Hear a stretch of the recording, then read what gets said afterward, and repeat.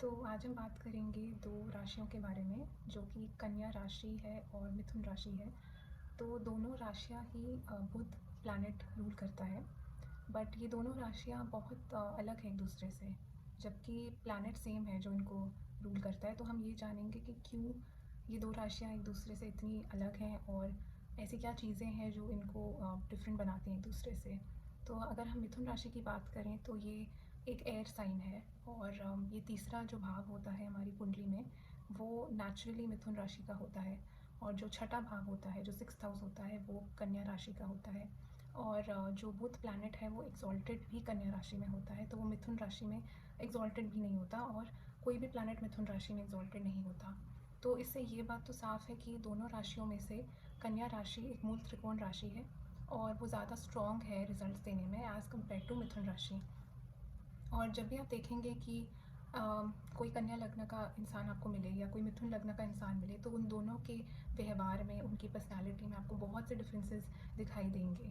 क्योंकि जो मिथुन लग्न है वो ओरिजिनल 3rd हाउस है, तीसरा भाव है, और तीसरा भाव हमारी कम्युनिकेशन को दिखाता है, हमारी राइटिंग स्टाइल को दिखाता है, हमारे रिलेटिव्स, नेबर्स, तो ट्रैवलिंग को दिखाता है। तो आप देखेंगे कि जो मिथुन लग्न वाले लोग होते हैं या जिनका मिथुन साइन बहुत प्रोमिनेंट है उनके चार्ट में, तो वो लोग काफ़ी हाइपर एक्टिव होते हैं, वो एक जगह टिक के नहीं बैठ सकते और बार बार उनको सिखाया जाता है कि कैसे पेशेंट बने, और वो उनसे नहीं हो पाता क्योंकि जो एनर्जी मिथुन राशि की है वो बहुत ही हाई है, क्योंकि वो एक एयर साइन है, और जो कन्या लग्न है या कन्या राशि जो है वो एक अर्थ साइन है। तो अर्थ साइंस में थोड़ी ज़्यादा स्टेबिलिटी होती है, उनमें एक ठहराव होता है जो मिथुन राशि में कम्प्लीटली मिसिंग होता है। इसलिए आप देखेंगे कि मिथुन राशि वाले लोग बहुत टॉकेटिव भी होते हैं, क्योंकि उनमें उनके अंदर बहुत एनर्जी है, उनको बहुत सी चीज़ें एक्सपेरिमेंट करनी है, उनको अलग अलग तरह का खान पान और कोई भी ऐसी चीज़ वो मिस आउट नहीं करना चाहते लाइफ में।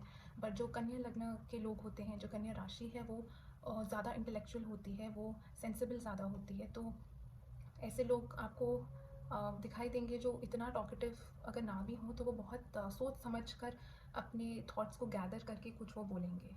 तो इसलिए जो कन्या राशि है वो मेडिसिन की लाइन भी दिखाता है, वो हेल्थ केयर से जुड़ा हुआ है, और कोई भी ऐसी चीज़ जिसमें आप बहुत ज़्यादा अपना इंटेलेक्ट यूज़ करते हैं, तो वो हम कन्या राशि से देखते हैं। तभी बुध एज अ प्लैनेट भी यहाँ पे एक्सॉल्टेड होता है, वो सबसे स्ट्रॉन्गेस्ट फील करता है इस राशि में, जो कि वो कन्या राशि जो कि वो मिथुन राशि में इतना नहीं फील करता। और हम ये भी देखते हैं कि जो मिथुन राशि है वो ट्रैवलिंग से जुड़ी हुई है, क्योंकि वो एक नेचुरल एयर साइन में आता है। तो एयर साइंस जो हमारे तुला राशि हो गई और जो हमारी एक्वेरियस राशि हो गई, तो ये तीनों एक ट्राइन की पोजीशन बनाते हैं। ये तीनों राशियाँ जो हैं वो ट्राइन हैं एक दूसरे से। तो इससे हमें ये भी पता चलता है कि जो मिथुन राशि है उसमें बहुत ज़्यादा मूवमेंट है, बहुत ज़्यादा ट्रैवल है और बहुत ज़्यादा परिवर्तन है। उतना परिवर्तन आपको कन्या राशि में नहीं देखने को मिलेगा। और जो कन्या राशि वो मैंने जैसे बताया वो ओरिजिनल 6th हाउस है, तो 6th हाउस से जुड़ी हुई जो भी सारी चीज़ें हैं, जैसे कि आपको एडिटिंग करना, जैसे किसी को क्रिटिक करना, या कोई भी ऐसी चीज़ जो बहुत बारीकी में आप किसी चीज़ को एनालाइज जब करते हैं, तो वो हम कन्या राशि से देखते हैं। जबकि जो मिथुन राशि है उसमें हम ज़्यादा हैंड मूवमेंट्स को इम्पोर्टेंस देते हैं। कोई भी ऐसा कार्य जिसमें आप बहुत हाथों का उपयोग कर रहे हैं, जैसे टाइपिंग हो गया, जैसे कोडिंग हो गया, तो उसमें जो मिथुन राशि है वो ज़्यादा इंपॉर्टेंट रोल प्ले करेगी। तो अगर आपका 10th लॉर्ड मिथुन राशि में आ रहा है, या नेचुरली मिथुन राशि आपके 10th हाउस में आ रही है, तो हो सकता है आप कोई कार्य कर रहे हो जिसमें आप अपने हाथों का उपयोग करते हो, जिसमें आप कम्युनिकेशन के द्वारा लोगों को कुछ इन्फॉर्मेशन प्रोवाइड करते हो, जैसे जर्नलिज्म हो गया, सोशल मीडिया से रिलेटेड कोई भी चीज़ हो गई, या मार्केटिंग से रिलेटेड कोई भी चीज़ हो गई। तो वो सारी चीज़ें हम मिथुन राशि से देखते हैं। कन्या राशि में आपका जो हेल्थ केयर आ गया, कोई भी ऐसी चीज़ जिसमें ऑडिटिंग हो गया, जैसे कंपनीज़ में ऑडिटर्स होते हैं, या जो सीए होते हैं आपके, या कोई भी ऐसी चीज़ जो मैथमेटिक्स से जुड़ी हुई है, जिसमें एक हायर इंटेलेक्चुअल पावर की ज़रूरत है, वो हम कन्या राशि से देखेंगे। तो मैं ये वीडियो बनाना चाहती थी क्योंकि काफ़ी बार लोग सोचते हैं कि दोनों राशियाँ तो एक ही ग्रह रूल करता है, जो कि बुध है, तो ये दोनों राशियाँ एक दूसरे से इतनी डिफरेंट क्यों हैं? तो उसका रीज़न ये है, बिकॉज़ पहले तो जो हाउस जिस हाउस की वो एनर्जी लेके वो राशियाँ बैठी हैं, वो हाउसेस एक दूसरे से बहुत डिफरेंट हैं, और वो जो चीज़ें रिप्रेजेंट करते हैं वो एक दूसरे से बहुत डिफरेंट हैं। इसलिए जो बुध प्लैनेट है उसकी डोमेन में बहुत सी चीज़ें आप देखेंगे आती हैं, कम्युनिकेशन से लेकर, कोडिंग से लेकर, जैसे मैंने बताया, प्रूफ रीडिंग करना, एडिटिंग करना कोई चीज़ की, या कोई भी ऐसी चीज़ जिसमें आप बारीकी में कोई चीज़ को एनालाइज़ करते हैं, उस सब में आपको बुध प्लैनेट की ज़रूरत होती है।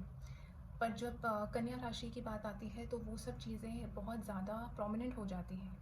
जो कई बार आप ऐसा भी देखेंगे कि जो कन्या लग्न वाले लोग होते हैं या जिनकी कन्या राशि प्रोमिनेंट है, सपोज़ आपका लग्न लॉर्ड कन्या राशि में जाके बैठा है, या आपका आत्मकारका कन्या राशि में है, या बहुत से प्लैनेट्स आपके कन्या राशि में आ गए हैं, तो आप काफ़ी मनी माइंडेड भी होंगे, आप काफ़ी प्रैक्टिकल होंगे चीज़ों को लेके, क्योंकि ये एक बहुत ही प्रैक्टिकल राशि भी है।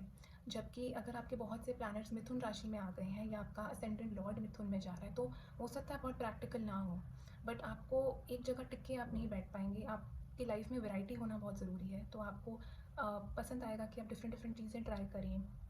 हो सकता है कोई चीज़ में आप फेल भी कर जाएं, बट आप उसको एक पॉजिटिव वे में लेंगे, तो आप जो भी करते हैं उसमें बहुत ज़्यादा आप सोच समझ के उस चीज़ में नहीं जा रहे हैं, बट कन्या राशि में आप बहुत सोच समझ के उस चीज़ में जाएंगे। तो ये दोनों राशियों के बीच में एक मेजर डिफरेंस है। तो आई होप ये वीडियो से आपको क्लैरिटी मिली about these two science. And अगर आपको ये वीडियो अच्छा लगा हो तो प्लीज़ लाइक, कमेंट और सब्सक्राइब करिए मेरे यूट्यूब चैनल को। And see you next time.